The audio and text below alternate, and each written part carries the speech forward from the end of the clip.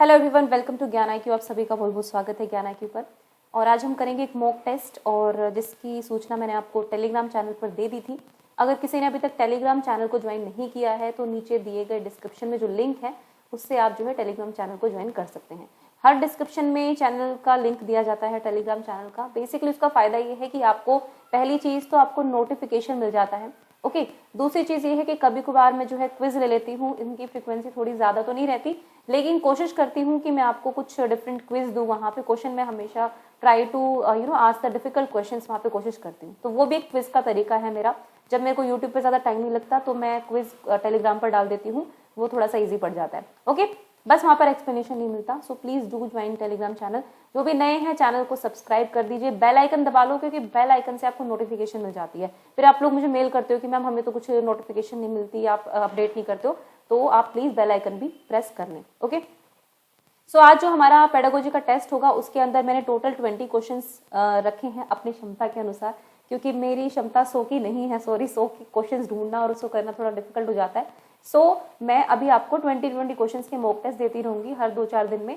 Okay, ये 20 question का test है। इससे पहले एक पेडागोजी का टेस्ट मैंने डाला था, तो उसी तरह का टेस्ट लगा लो। और स्पेशल है, DSSB या फिर KVS कहो, दोनों के लिए ही इंपॉर्टेंट है, क्योंकि अभी DSSB PRT आने वाला है, तो भाई तुम लोग तो जरूर अप्लाई वो कर लेना। और KVS वालों के लिए भी बहुत इंपॉर्टेंट है, क्योंकि इसमें आप क्वेश्चन देखोगे तो आप देखोगे कि आपके लेवल के क्वेश्चन भी होंगे इसमें।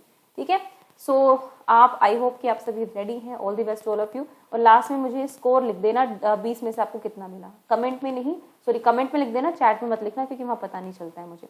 ओके, चलिए स्टार्ट करते हैं अपना टेस्ट। ईमानदारी से देना सभी लोग, गूगल वगैरह मत करना। First question is, special education courses are controlled by. जो स्पेशल एजुकेशन कोर्सेज होते हैं, यानी कि विशेष शिक्षा पाठ्यक्रम द्वारा नियंत्रित किया जाता है, मतलब किसके द्वारा नियंत्रण किया जाता है इनके कोर्सेज जो होते हैं स्पेशल एजुकेशन के लिए। देखो, स्पेशल एजुकेशन में जो आपका डिप्लोमा भी होता है, प्लस आपकी वो बैचलर्स भी होती है ना, BEd होती है स्पेशल एजुकेशन में। तो ये कोर्स बेसिकली मेंटेन कौन करता है, ये आपको बताना है। फर्स्ट है special education council of India, second है rehabilitation council of India, third है national council of teacher education, and fourth is medical council of India. अब ये जो क्वेश्चन की बात करूं तो ये क्वेश्चन आपका UGC नेट में भी पूछा जा चुका है कई बार। उसके अलावा ये क्वेश्चन जो है आई थिंक DSSB के भी पेपर में पूछा जा चुका है, मतलब मैंने देखा है 1-2 जगह पर, इसलिए मैंने क्वेश्चन उठाया है। ऑब्वियसली मेरे इस पूरे टेस्ट में प्रीवियस ईयर के क्वेश्चन पेपर्स को इंक्लूड किया गया है ना। तो चलिए आंसर कीजिए फटाफट इसका। ज्यादा टाइम नहीं दूंगी, बस कुछ सेकंड्स का टाइम है और आपको फटाफट से आंसर करना है। तो देखिए, इसका जो करेक्ट ऑप्शन होगा वो होगा ऑप्शन नंबर बी। जो रिहैबिलिटेशन काउंसिल ऑफ इंडिया होता है, इसको हम RCI बोलते हैं शॉर्ट में। ये स्पेशल एजुकेशन के कोर्सेज कराता है और मतलब काफी ऑथेंटिक चीजें होती है। इनका मटेरियल भी काफी अच्छा होता है, जो आपको आगे आने वाले वैकेंसीज में भी हेल्प कर सकता है। तो RCI जो है वो कराता है स्पेशल एजुकेशन कोर्सेज, याद रखना। NCT पर मत जाना, कुछ लोगों ने NCT ऑप्शन दिया होगा, लेकिन ये गलत होगा। नेक्स्ट है pre operational stage in gene Piaget's theory of cognitive development कैरेक्टराइजेस। तो जीन पियाजे की जो संज्ञानात्मक विकास के चरण में जो पूर्व संचालन चरण की विशेषता क्या है, ये आपको बताना है। यानी कि यहाँ पर हम सेकंड स्टेज की बात कर रहे हैं, जहां पर बच्चा 2 से 7 साल का होता है। ओके, तो आपको बताना है कि क्या है। सेंट्रेशन होता है थॉट में, हाइपोथेटिकल डिडक्टिव रीजनिंग होती है, यानी कि काल्पनिक निगमात्मक तर्कना होती है। Ability to conserve and seriate objects, वस्तुओं को संरक्षित और क्रमबद्ध करने की क्षमता होती है। या फिर डेवलपमेंट ऑफ एब्स्ट्रैक्ट थिंकिंग, या फिर अमूर्त सोच का उसका विकास हो जाता है।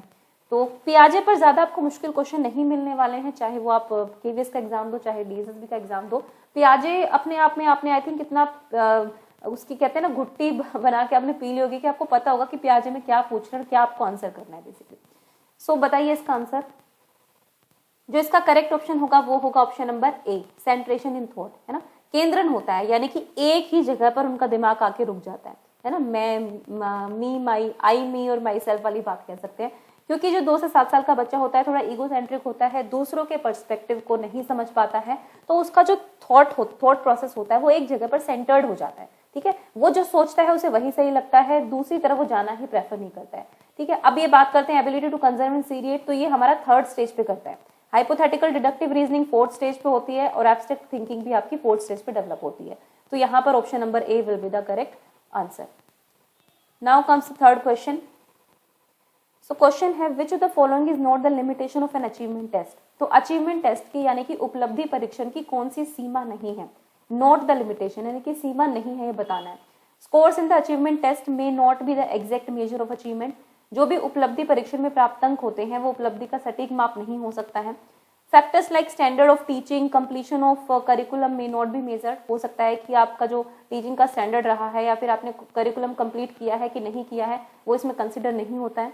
It is good for critical examination of the content in the methods of teaching, मतलब ये सामग्री और शिक्षण के तरीकों की आलोचनात्मक परीक्षा के लिए अच्छा है। Achievement scores of students differ in similar types of achievement test, और जो अचीवमेंट स्कोर्स होते हैं, मान लीजिए तो एक ही तरह के कुछ अचीवमेंट टेस्ट दे रहे हैं तो हर किसी में बच्चा जो है अलग अलग लेके भी आ सकता है।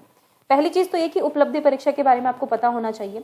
देखो, कोई भी ऐसा टेस्ट जो बेसिकली एक टीचर बनाता है अपने जो बच्चे हैं उनकी लर्निंग को चेक करने के लिए over a period of time, है ना, एक पीरियड ऑफ टाइम के बाद वो अचीवमेंट टेस्ट जो है डिजाइन कर सकता है। इसमें कई तरह के अचीवमेंट टेस्ट होते हैं, एक की हम बात नहीं करेंगे यहाँ पर, है ना। उसमें बहुत प्लानिंग करते हैं, प्रॉपर क्वेश्चंस कौन से लेने हैं, उनको मेथड कौन सा यूज करेंगे, वो सब डिपेंड करता है। तो अचीवमेंट बेसिकली बच्चे ने क्या अचीव किया है अब तक, इसके लिए टेस्ट किया जाता है। ओके, सो इसका जो लिमिटेशन नहीं है वो आपको बताना था। सो आई होप कि आंसर आप लोगों के आ गए होंगे अभी तक। सो थर्ड का जो करेक्ट ऑप्शन होगा वो होगा ऑप्शन नंबर सी।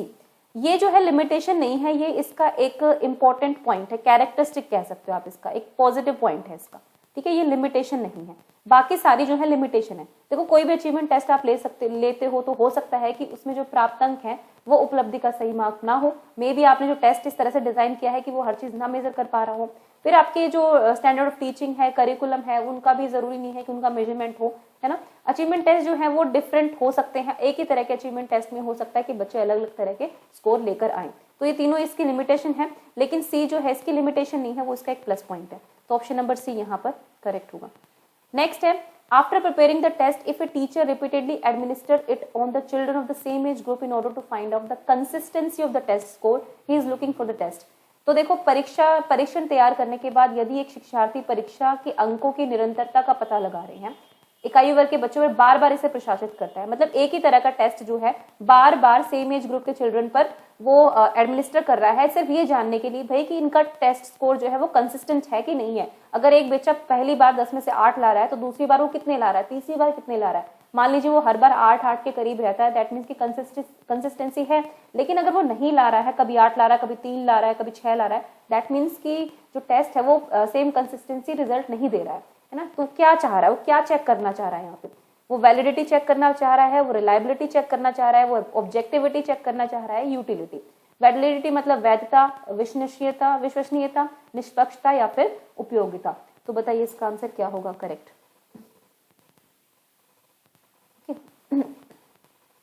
सो चलिए, I am going to tell you the answer. इसका जो प्रॉपर आंसर होगा वो होगा आपका option number B, reliability.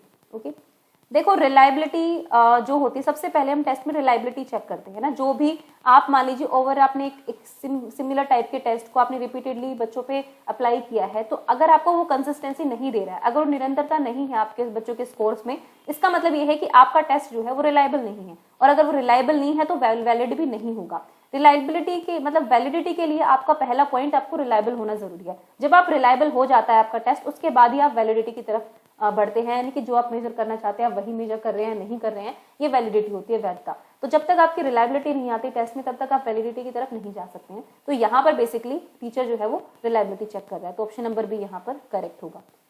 Next है, which of the following is not associated with learning theory propounded bye Skinner. तो इनमें से कौन सी चीज है जो स्किनर के द्वारा जो है वो प्रोपाउंड नहीं की गई है, उनके द्वारा प्रतिपादित नहीं है, ये बताना है। ऑपरेंट कंडीशनिंग दी थी इन्होंने, याद होगा आप सभी को। सो पहला है programmed instruction materials, personalised instruction, learning through imitation या फिर बिहेवियर मॉडिफिकेशन टेक्निक्स। तो आंसर कीजिए इसका फटाफट से। तो देखिए, स्किनर की बात हो रही है, ऑपरेंट कंडीशनिंग की बात है, रेनफोर्समेंट की बात करते हैं, कंसिक्वेंसेस की बात करते हैं। तो बताइए क्या आंसर होगा। देखो चलो बता देते हैं, इसका जो करेक्ट ऑप्शन होगा फिफ्थ का, वो होगा option number C.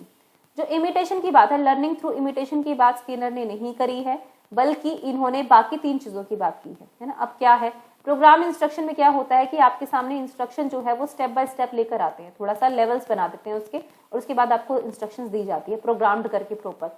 Learning personalise में क्या होता है कि बेसिकली आप इंस्ट्रक्शंस को एज पर द चिल्ड्रंस नीड के अकॉर्डिंग रखते हैं, उनके लेवल के अकॉर्डिंग रखते हैं इंस्ट्रक्शंस को। और बिहेवियर मॉडिफिकेशन टेक्निक्स में बहुत सारी चीजें हैं, प्री मैक प्रिंसिपल है या बहुत सारी कंटिजेंसी अवार्ड्स होते हैं, है ना, ये सारी चीजें होती है जब आप किसी बच्चे के बिहेवियर को मॉडिफाई करने के लिए, यानी कि किसी के व्यवहार में संशोधन करने के लिए जब आप कुछ टेक्निक्स अपनाते हैं तो उसको बिहेवियर मॉडिफिकेशन टेक्निक कहते हैं। जैसे हम कहते हैं ना कि ठीक है, अगर बच्चों ने अच्छा काम किया तो हम 5 स्टार्स देंगे, तो 5 स्टार मिल गया, जिसके पास 5 स्टार हो जाएगा फिर उसको एक कॉइन मिलेगा। इस तरह की बिहेवियर मॉडिफिकेशन टेक्निक्स होती हैं, है ना। ये पूरी बहुत सारी चीजें इसमें, प्री मैक प्रिंसिपल वगैरह वगैरह, ठीक है, वो सब भी एक क्लास चाहिए ओब्वियसली इन सब चीजों के लिए भी।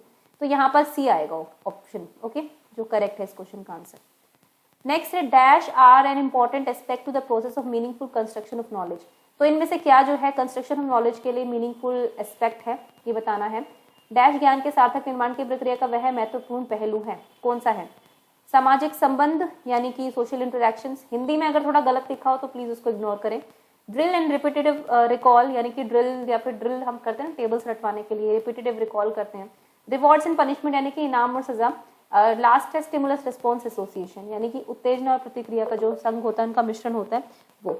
ओके, सो ये चीजें हैं। तो बताइए इसका जो करेक्ट ऑप्शन होगा वो क्या होगा?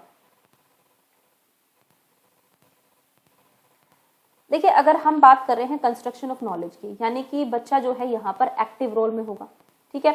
अब एक्टिव रोल में होगा तो हम सबको पता है फर्स्ट वेव ऑफ कंस्ट्रक्शनिज्म जो है वो पियाजे के द्वारा दी गई थी, सेकंड वेव जो है वाइगोत्स्की के द्वारा दी गई थी। यहाँ पर जो करेक्ट ऑप्शन होगा वो होगा ऑप्शन नंबर ए, सोशल इंटरैक्शंस। यानी कि सोशल इंटरैक्शन जो होते हैं वो एक इंपॉर्टेंट एस्पेक्ट होता है मीनिंगफुल कंस्ट्रक्शन ऑफ नॉलेज में। अगर आपको सार्थक निर्माण करना है ज्ञान का तो सोशल इंटरेक्शंस या फिर सामाजिक संबंध जो है बहुत इंपॉर्टेंट होते हैं। तो 6 का ऑप्शन नंबर ए यहाँ पर करेक्ट ऑप्शन होगा। नेक्स्ट है according to NCF 2005 learning is dash and dash in its character. NCF 2005 के अकॉर्डिंग लर्निंग क्या है, क्या क्या है ये बताना है। एक्टिव और सोशल है यानी कि सक्रिय और सामाजिक है। पैसिव या सोशल है यानी कि निष्क्रिय और सामाजिक है। पैसिव और सिंपल है यानी कि निष्क्रिय और सरल है, और या फिर एक्टिव और सिंपल है यानी कि सक्रिय और सरल है। कीजिए आंसर इसका।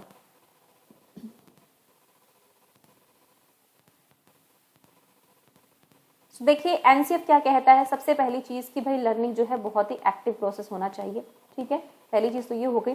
अब उसके बाद क्या है, कैरेक्टर में उसका जो चरित्र है वो किस तरह का है, वो चरित्र जो है वो सामाजिक है, वो सरल नहीं है। ओके, सो एक्टिव और सोशल आएगा। तो लर्निंग सोशल है क्योंकि समाज में रहकर ही हम लर्निंग करते हैं, हम आपस में मिलकर कोऑपरेटिव कोलैबोरेशन इन सब चीजों के साथ लर्निंग करते हैं। तो ये ऑप्शन बिल्कुल करेक्ट होगा, option number A will be the correct answer. Next चलते हैं क्वेश्चन नंबर 8 की तरफ। The prime focus of NCF 2005 वो चाइल्ड सेंट्रिक लर्निंग एंड, जो प्राइम फोकस है इसका यानी कि प्राथमिक जो मुद्दा है एनसीएफ 2005 का, उसका फोकस जो है एक तो ये है कि चाइल्ड सेंट्रिक शिक्षा होनी चाहिए, कि बाल केंद्रित शिक्षा होनी चाहिए, और डैश था, मतलब और एक चीज क्या थी एनसीएफ की, ये बताना है आपको। So learning through play way, learning without burden, learning through behaviourist approach, या फिर लर्निंग थ्रू पिक्टोरियल्स। प्ले वे यानी कि खेल विधि के माध्यम से सीखना, बिना बोझ के सीखना, व्यवहारवादी दृष्टिकोण के माध्यम से सीखना, और चित्रों के माध्यम से सीखना। बताइए। सो यहाँ पर जो करेक्ट ऑप्शन होगा वो होगा आपका option number B, learning without burden. ये लर्निंग विदाउट बर्डन एक रिपोर्ट आई थी यशपाल कमेटी के उस पर, ठीक है, तो इसी रिपोर्ट की बात है। एनसीएफ ने बहुत बार, जब स्टार्टिंग में आप एनसीएफ पढ़ेंगे तो बार बार वो इस चीज का जिक्र कर रहा है कि हमें शिक्षा बिना बोझ के देनी है। बोझ का मतलब यहाँ पर बस्ते का बोझ या किताबों का बोझ नहीं है, यहाँ पर बोझ उन उम्मीदों का है जो हम एक्सपेक्टेशंस बच्चों से लगा लेते हैं, नहीं ये करना है, हाई स्कोर, ये स्कोर। तो एक तरह से उनको फ्री माइंड से पढ़ने देना है, उनको एक फियरलेस एनवायरनमेंट में आपको पढ़ने का मौका देना है। तो ये है learning without burden. So question number 8 हो गया है। नेक्स्ट है 9th question. Epistemology is the branch of philosophy which deals with the theories of. तो एपिस्टेमोलॉजी एक ब्रांच है दर्शन शास्त्र की, वो किसके साथ संबंधित है ये बताना है। बहुत ही डायरेक्ट क्वेश्चन है। रियलिटी के साथ, एग्जिस्टेंस के साथ, नॉलेज के साथ, या वैल्यूज के साथ। डीएसएसबी पीआरटी में बहुत क्वेश्चन पूछे जाते हैं इस तरह के। तो बताइए इसका आंसर कीजिए। मैंने आपको कराया हुआ है फिलोसफी ऑफ एजुकेशन में, कई बार मैंने आपको पढ़ाया हुआ है, तब कराया हुआ है। तो बताइए क्या आंसर है इसका। तो देखिए इसका जो 9th का आंसर होगा वो होगा ऑप्शन नंबर सी, यानी कि नॉलेज, यानी कि ज्ञान। तो ज्ञान की वो शाखा है एपिस्टेमोलॉजी, जो बेसिकली एपिस्टेमोलॉजी जो है दर्शन शास्त्र की वो शाखा है जो बेसिकली ज्ञान के सिद्धांतों से संबंधित है ना। और थ्योरीज ऑफ नॉलेज आपकी डीएसएसबी में क्वेश्चन आए हुए हैं, 6 थ्योरीज ऑफ नॉलेज पे क्वेश्चन आए हुए हैं, तो उनको भी देखेंगे 6 थ्योरीज ऑफ नॉलेज कौन कौन सी हैं थ्योरी क्लासेस में। नेक्स्ट है given below are the two statements, one labelled as assertion and the other labelled as reason. तो एक असर्शन है यानी कि अभिकथन है और एक कारण है आपके सामने, वही है। इस तरह के क्वेश्चन आपको देखने को मिलते हैं हर एग्जाम में। सो दोनों के बारे में आपको अजम्पशंस लगानी है और फिर इनमें से जो करेक्ट ऑर्डर है वो बताना है। पहला है कि philosophy helps in determining AIIMS of education, यानी कि दर्शन शिक्षा के उद्देश्य को निर्धारित करने में मदद करता है। नेक्स्ट है education depends mostly on philosophy, या शिक्षा जो है अधिकतर दर्शन शास्त्र पर निर्भर करती है। तो बताइए इसका आंसर। इतनी बार डिस्कशन किया है मैंने इस चीज पर, इतनी बार किया है कि आई थिंक कितनी बार मैंने वो चीज पढ़ाई आपको। तो बताइए इसका आंसर सही होना चाहिए। इसका आंसर जिसने भी मेरी थ्योरी क्लासेस ली हैं आई थिंक वो तो कर ही देगा इसका आंसर करेक्ट बिल्कुल। देखो इसका जो पहले असर्शन को देखते हैं। फिलोसफी हेल्प करती है डिटरमाइनिंग ऑफ एजुकेशन। मैंने आपको पहले भी बताया था कि जो हमारी नेशनल पॉलिसीज होती है एजुकेशन की, ऑब्वियसली वो कमिटीज डिसाइड करती है ना। कमिटीज का भी तो एक कुछ ना कुछ होता है ना उनके पास, जिसको मानकर वो जो है एनपी डिजाइन करती है। तो बेसिकली ये फिलोसफी ऑफ एजुकेशन ही होती है ना। जैसे कि मान लीजिए गांधी जी का ले लिया, कुछ जॉन डीवी का ले लिया, प्रोग्रेसिविज्म ले लिया हमने, प्रैग्मेटिज्म ले लिया। इन सबको मिला जुलाकर जो है हम पूरा एक ढांचा तैयार करते हैं कि एक नेशनल पॉलिसी हमारी किस तरह की होनी चाहिए। फिर हम एनसीएफ पर जाते हैं, एनसीएफ में भी दोबारा इनका जिक्र आता है। तो बेसिकली जो आपके एम्स ऑफ एजुकेशन होते हैं वो कहीं ना कहीं फिलोसफी से डिराइव होते हैं, है ना। और एजुकेशन मोस्टली आपकी फिलोसफी पर ही डिपेंड करती है, क्योंकि जो आपकी फिलोसफी है वो आपको ये बताती है कि आपको किस तरह के ज्ञान की जरूरत है, आपको किस तरह से बच्चों को पढ़ाना है। सारे मेथड्स, एम्स, ऑब्जेक्टिव सब उसके अंदर लिखे होते हैं, ठीक है। तो यहाँ पर ए भी ठीक है, आर भी ठीक है। R is the correct explanation of sorry both A and R are true, यहाँ पर ये आ जाएगा, ठीक है। यहाँ पर एक्सप्लेनेशन का नहीं है। So both A and R are true, ये आएंगे, ओके। तो ऑप्शन नंबर ए यहाँ पर बिल्कुल करेक्ट होगा। नेक्स्ट देखते हैं question number 11। Schools are basically social institutions as, school जो है मूल रूप से सामाजिक संस्थाएं हैं, क्यों है ये बताना है।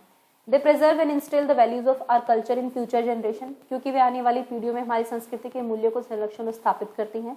दे suggest ways and means for social progress, या फिर वे सामाजिक प्रगति के तरीके और साधन सुझाते हैं। They suggest solution to social problems, वे सामाजिक समस्याओं का समाधान सुझाते हैं। They are established by the society, क्योंकि वे समाज द्वारा स्थापित किए जाते हैं। अब देखो इनमें से ऐसी बात नहीं है कि ये सारे गलत है, लेकिन हमें सबसे सही को चुनना है। तो बताइए आंसर क्या होगा। यहाँ पर अगर आप ध्यान देंगे, अगर आपको एलिमिनेट करना है तो आप ये देखिए यहाँ पर भी सजेस्टिव है, यहाँ पर भी सजेस्टिव है। तो दो सजेशन दोनों ही ठीक है, लेकिन हम दोनों को नहीं मान सकते, ये यहाँ पर नहीं होंगे। समाज द्वारा स्थापित किए जाते हैं, कोई वैलिड रीजन नहीं होता। ऑप्शन नंबर ए यहाँ पर करेक्ट होगा। स्कूल बेसिकली सोशल इंस्टीट्यूशन इसलिए होते हैं क्योंकि वो हमारी सोसाइटी के जो कल्चर है या वैल्यूज है उनको प्रिजर्व करते हैं, और वन टू नेक्स्ट जनरेशन वो जो है उनको इनकलकेट करते रहते हैं, कि एक से दूसरी जनरेशन में उनको स्थापित करते रहते हैं। उनके अंदर मतलब वो ग्रहण करते हैं, हमारी पीढ़ियां जो है एक के बाद एक स्कूल इंस्टीट्यूशंस के थ्रू हमारी कल्चर को जो है इनहेरिट करते हैं एक तरह से, ठीक है। तो ऑप्शन नंबर ए यहाँ पर बिल्कुल करेक्ट होगा। नेक्स्ट है question number 12। Introspection method lacks in, तो इंट्रोस्पेक्शन मेथड जो है उसमें किस चीज का अभाव होता है ये बताना है। रिलायबिलिटी का, वैलिडिटी का, ऑब्जेक्टिविटी का, या फिर ऑल ऑफ द थ्री, या फिर उपरोक्त सभी तीन। बताइए इसका आंसर। देखो इंट्रोस्पेक्शन मेथड क्या होता है, जब आप अपने आप का निरीक्षण करते हैं एक तरह से, है ना। इंट्रोस्पेक्शन करते हैं, कहीं बैठ के कोने में इंट्रोस्पेक्शन कर रहे हैं आप अपने आप के बारे में। हाँ ये मेरी कमियां हैं, ये मेरी स्ट्रेंथ्स हैं, मैं ऐसे कर सकता हूँ, मैं वैसे कर सकती हूँ, इस तरह की चीजें, है ना। तो अब ये क्या है, ये अप्रोच जो है एक तरह से कौन सी अप्रोच है, ये है आपकी सब्जेक्टिव अप्रोच, वस्तुनिष्ठ है। मतलब यहाँ पर पर्सन टू पर्सन जो है ओपिनियन, आपका इंट्रोस्पेक्शन अलग हो सकता है किसी दूसरे से, है ना। वो स्टैंडर्डाइज नहीं हो सकता है, तो यानी कि सब्जेक्टिव है नेचर में, ऑब्जेक्टिव तो डेफिनेटली नहीं होगा। दूसरी चीज ये है रिलायबिलिटी और वैलिडिटी के बेसिकली स्टैंडर्डाइज टेस्टिंग में होती है, और ये कोई स्टैंडर्डाइज टेस्टिंग नहीं है, ठीक है। तो ये भी नहीं होंगे, मतलब तीनों की ही कमी होती है यहाँ पर इंट्रोस्पेक्शन में। अब इंट्रोस्पेक्शन में तीनों की कमी है क्योंकि एक सब्जेक्टिव मेथड टाइप लगा लीजिए आप, सब्जेक्टिव मेथड है ये, कोई ऑब्जेक्टिव मेथड नहीं है, okay. So option number D is the correct option. Next assertion and reason. Motivation is important in the process of teaching and learning. Motivation जो है यानी कि शिक्षण और सीखने की प्रक्रिया में प्रेरणा बहुत महत्वपूर्ण होती है, बेसिकली अभिप्रेरणा। Motivation is attraction towards a goal and clarifies its meaning. अभिप्रेरणा एक लक्ष्य के प्रति आकर्षण है और इसके अर्थ को स्पष्ट करती है। मतलब बेसिकली अगर आप कोई लक्ष्य को पाना चाहते हैं तो आप अगर मोटिवेटेड हैं आप उसके लिए, तो बेसिकली वो अट्रैक्ट करती हैं और क्लैरिफाई करती हैं इसके मीनिंग को। बताइए क्या आएगा इसका आंसर। सो देखो मोटिवेशन इंपॉर्टेंट है टीचिंग लर्निंग प्रोसेस में, बिल्कुल ठीक है। मोटिवेशन जो है हमें किसी गोल की तरफ अट्रैक्ट करता है और उसका मीनिंग हमें समझाता है, ये भी बिल्कुल ठीक होगा। तो both A and R are correct. So दोनों ही यहाँ पर ठीक होंगे। नेक्स्ट है rearrange the following steps of social learning theory as given by Bandura. तो बैंडुरा के बारे में मैं आपको पढ़ा चुकी हूँ, आई होप कि आप लोगों ने देखी हो सोशल कॉग्निटिव थ्योरी वाले वीडियो, है ना। अब ये यहाँ पे इस तरह से आ गया है। अब बताओ भाई, 4 स्टेजेस की बात करते हैं बैंडुरा, उन्हीं 4 स्टेजेस पर क्वेश्चन आ गया है। इनको एक तरह से आपको सीरियल में लगाना है, सीक्वेंस वाइज लगाना है। पहला है व्यवहार याद आ रहा है, मतलब ये थोड़ा हिंदी में इसको इग्नोर करना, मतलब पहला है कि बिहेवियर को लर्न रिमेंबर करना, दूसरा है कन्वर्ट करना मेमोरी को एक्शन में, तीसरा है रिइंफोर्समेंट, रिइंफोर्समेंट यानी कि आपका reinforcement of the immediate behaviour, जो भी बिहेवियर इमिटेट किया है आपने उसका रिइंफोर्समेंट होना, attending to and perceiving the behaviour, है ना, व्यवहार में भाग लेना और उसको समझना बेसिकली। तो इसको अरेंज कीजिए फटाफट से। देखो चलिए अब सीक्वेंस देख लेते हैं एक बार इसका। सो देखिए जो बैंडुरा के जो स्टेप्स हैं वो आप सभी को पता होंगे, attention, retention, reproduction and motivation. Okay, तो सबसे पहले बात आएगी अटेंडिंग की, यानी कि सबसे पहले आप किसी भी बिहेवियर को जो है वो ऑब्जर्व करेंगे, उसको समझेंगे, उसकी तरफ अटेंटिव होंगे। तो सबसे पहले आएगा आपका डी ऑप्शन। उसके बाद क्या आएगा, आई होप कि लोगों ने आंसर तो कर दिया आई थिंक, ठीक है। उसके बाद क्या आएगा, अटेंशन के बाद है रिटेंशन। रिटेंशन का मतलब होता है याद करना, जो भी बिहेवियर आपने ऑब्जर्व किया है उसको एक तरह से याद करना, व्यवहार में आपको याद करना है उसको, और उसको जब तक आप रिमेंबर नहीं करेंगे तब तक आप उसको रिप्रोड्यूस नहीं कर सकते हैं। तो उसके बाद आएगा आपका ऑप्शन नंबर ए, ठीक है। तो डी ए यहाँ भी है। अब बात आती है बी और सी में, और आपकी सी और बी में। अब देखो अटेंशन के बाद ये आपका हो गया क्या बोलते हैं अटेंशन, और उसके बाद आ गया आपका रिटेंशन। रिटेंशन या रिमेंबरिंग जो भी है एक ही चीज हो गई। उसके बाद आएगा उसका अपना रिप्रोडक्शन, यानी कि आप बेसिकली उस चीज को याद करके उसको एक्शन में लेके आओगे। तो यह है converting the memory into action, आएगा बी, और देन लास्ट में आएगा आपका सी। उसके बाद अगर आपका बिहेवियर से, आपको इमिटेटेड बिहेवियर से कुछ आपको पॉजिटिव रिजल्ट्स मिले हैं तो आप रीइंफोर्समेंट होगा आपका कि आप उसको दोबारा रिपीट करेंगे। तो डी ए बी सी सही ऑप्शन होगा, तो ऑप्शन नंबर बी यहाँ पर करेक्ट होगा। नेक्स्ट है Nihar fails in the examination and attributes his failure to the framing of faulty question paper, which defence mechanism does he use. भाई Nihar examination में fail हो गया और अब कह रहा है कि जो क्वेश्चन पेपर था वही गलत था, इसलिए मैं फेल हो गया। अब बताओ यहाँ पर क्या हुआ है। ऑप्शन फर्स्ट है प्रोजेक्शन यानी कि प्रक्षेपण, उसके बाद है कंपनसेशन क्षतिपूर्ति, देन है पहचान, एंड देन है रैशनलाइजेशन। सो आंसर कीजिए इस क्वेश्चन का। देखिए यहाँ पर हुआ क्या है, बेसिकली अपना जो अनएक्सेप्टेबल बिहेवियर है ना, यानी कि अपना जो एक तरह से गिल्ट है उस चीज़ को आप अवॉइड करना चाह रहे हैं, फॉल्स एक्सक्यूजेस दे रहे हैं उसके, है ना, कुछ भी जस्टिफाई कर रहे हैं अपनी चीज़ को। आप क्योंकि फेल हो गया आप उसको जस्टिफाई कर रहे हैं, यार क्वेश्चन पेपर ही गलत था इसलिए मैं फेल हो गया। तो ये बेसिकली आता है युक्तिकरण में, D rationalisation is the correct answer. Compensation नहीं होगा, आइडेंटिफिकेशन नहीं होगा, प्रोजेक्शन भी नहीं होगा, तो ऑप्शन नंबर डी यहाँ पर बिल्कुल करेक्ट होगा। नेक्स्ट है dash are defined as the system that controls through its organisation and legal और लेजिटिमेट यूज ऑफ फोर्सेस।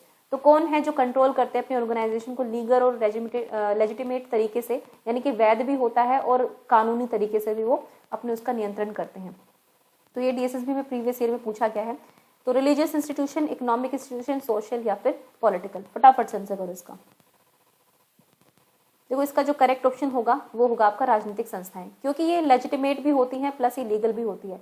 तो जो भी पॉलिटिकल इंस्टीट्यूशंस होते हैं, जैसे आपके मान लीजिए आपकी न्यायपालिका हो गई, या फिर आपकी कार्यपालिका हो गई, या फिर आपकी विधान पालिका हो गई, पॉलिटिकल इंस्टीट्यूशन है, इलेक्शन कमीशन हो गया, ये सब हैं, ये क्या करते हैं बेसिकली, ये लीगल भी हैं और ये वैध भी हैं, लोगों की नज़र में ये वैध है, इसलिए इनका उपयोग अच्छी तरह से होता है। क्योंकि रिलीजियस, इकोनॉमिक एंड सोशल जो है वो इलीगल भी हो सकती है और लेजिटिमेट भी ना हो, दोनों तीनों चीज़ें हो सकती हैं। तो यहाँ पर option number D will be the correct option. Next है option number question number 17। According to right to education act 2009, what is the minimum number of working hours per week for a teacher including और preparation hours, है ना। ये question कई बार repeat हो चुका है RT education में। वर्किंग आवर्स वाला क्वेश्चन जो है ये आएगा, आ सकता है एक आधा क्वेश्चन पक्का, तो इसको रट लेना आरटी गैजेट को। सो आंसर 45, 35, 52 और 48। फटाफट से आंसर करो। इसका जो करेक्ट ऑप्शन होगा वो होगा ऑप्शन नंबर ए 45, है ना। इसमें ज़्यादा एक्सप्लेनेशन नहीं करूंगी क्योंकि ये क्वेश्चन जो है कई बार रिपीट हो चुका है। नेक्स्ट है, which of the following pair is not correctly match. इनमें से कौन सा जो है वो करेक्टली मैच नहीं है, ये बताना है। पहला है अफेक्टिव लर्निंग, यानी कि आपकी जो भावात्मक लर्निंग होती है, इन्वॉल्व्स इमोशंस एंड फीलिंग्स, तो बिल्कुल करेक्ट है। Discrimination learning, it is essentially concept learning. Psychomotor learning, skills having large physical और motor components. Cognitive learning enables us to function at low levels of complexity, ठीक है, यानी कि जटिलता के निम्न स्तरों पर कार्य करने में सक्षम बनाता है। तो देखो यहाँ पर जो है आंसर करेक्ट हमें वो बताना जो मिसमैच है ना, तो मिसमैच है यहाँ पर ऑप्शन नंबर डी। यहाँ पर हाई लेवल आना था, ठीक है, यहाँ पर लो लेवल दे दिया है। साइकोमोटर भी ठीक है। डिस्क्रिमिनेशन, जब हम कंसेप्ट लर्निंग करते हैं तो उसमें डिस्क्रिमिनेशन करते हैं, तभी हम कंसेप्ट लर्न करते हैं। ओके, एक कंसेप्ट को दूसरे कंसेप्ट से अलग करना जरूरी है, डिस्क्रिमिनेट करना जरूरी है, तभी एक की समझ अच्छी बनेगी। सो ये ऑप्शन नंबर ए, बी, सी तीनों ठीक होंगे, डी यहाँ पर गलत है।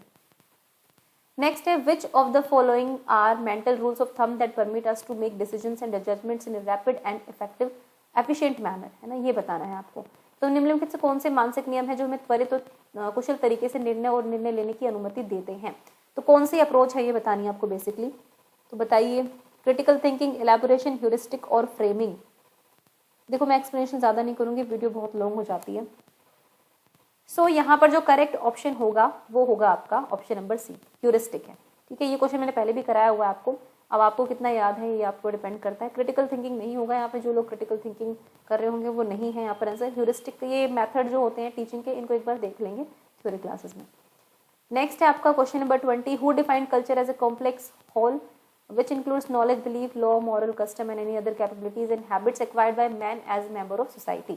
तो बताओ ये परिभाषा जो है किसने दी है। ऐसे क्वेश्चन बेसिस में बहुत पूछे जाते हैं और कहीं भी आ सकते हैं डेफिनेशंस वाले। तो बताइए क्या आंसर होगा करेक्ट। टेलर, पर्सन्स, दुर्खिम या फिर Dewey. So it is a direct question, I hope कि बहुत कम लोगों को पता होगा, लेकिन स्टिल चलिए इसका जो करेक्ट ऑप्शन होगा वो होगा ए बी, टेलर। ओके, और ये DSSB के प्रीवियस ईयर में पूछा जा चुका है। सो ये थे आपके 20 क्वेश्चन मॉक टेस्ट के। 20 में से आपको कितना मिला, आपको अपना स्कोर लिखना है, कमेंट सेक्शन में आप उसको लिख देना, ताकि आपको पता रहे कि हाँ भाई दूसरे कितना स्कोर कर रहे हैं, आप कितना स्कोर कर पा रहे हैं। I hope you like the mock test. और ये 20-20 नंबर के मॉक टेस्ट थोड़े बहुत बीच में मैं लेती रहूँगी। ओके, तो चलिए फिर इसी के साथ क्लास को खत्म करते हैं। Good night to all of you and thank you for watching Gyan IQ।